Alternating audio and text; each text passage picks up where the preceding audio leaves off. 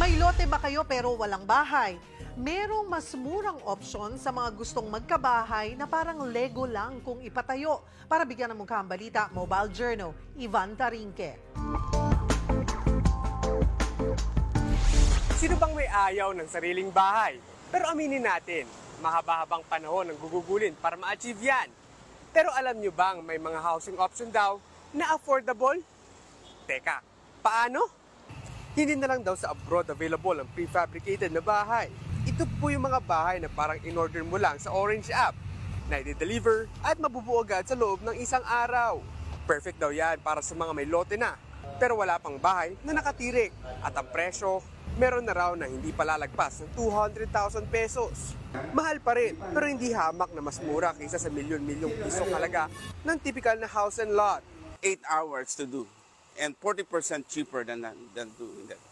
Pero hindi pa kasama ang foundation ng pagtatayuan yan ha. Kailangan kasi konkreto ang pagtatayuan ng mga ito. Ibig sabihin, mas matibay dahil nasa Pilipinas tayo at madalas tamaan ng bagyo at mga lindol. Ang mga bahay daw na ito ay engineered para saluhin at tablahin ang mga malalakas na bagyo at lindol. It's good for signal number 6 typhoon and intensity 8 earthquakes. Dahil nga modulated at fabricated, ay pwede mo itong i-customize. Pwedeng pagpatong-patungin ng mga prefabricated na bahay na ito hanggang 3 beses.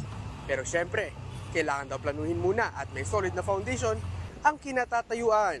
If it's 3-story, should be have a soil test. Foundation should be fit to that weight, to that load.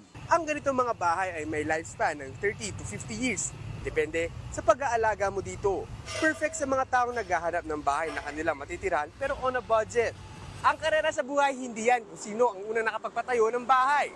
Dahil ang tao sa loob ng bahay ang dahilan para mabuo ang tahanang puno ng pagmamahalan. Mobile Journal, Ivan Tarinque po hatid ang mukha ng balita.